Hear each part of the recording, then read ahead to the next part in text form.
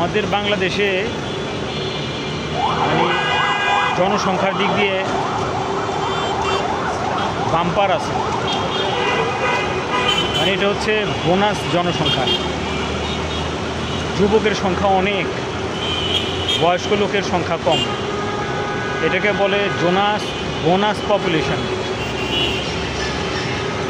আমি ভাবি যে এই জনসংখ্যা প্রত্যেক ঘরে ঘরে যে 20-25 বছরের ছেলেরা আছে, এরা যদি সরকারি খরচে দেশের বাইরে পাঠানো যেত, এদের গভর্নমেন্ট যদি এদের দেশের বাইরে পাঠাতো,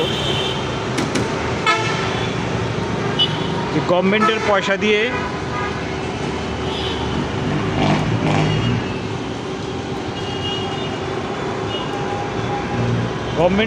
দিয়ে এরা সব বাইরে চলে যাবে এবং বিদেশে চলে যাবে, বিভিন্ন জায়গায়, ওয়ার্ল্ডের বিভিন্ন দেশে গিয়ে যদি বেতন পেয়ে টাকা রোজগার করে সরকারের পাঠানো টাকাটা ফিরিয়ে দেয়, তাহলে কিন্তু দেশের অবস্থা খুব ভালো হয়।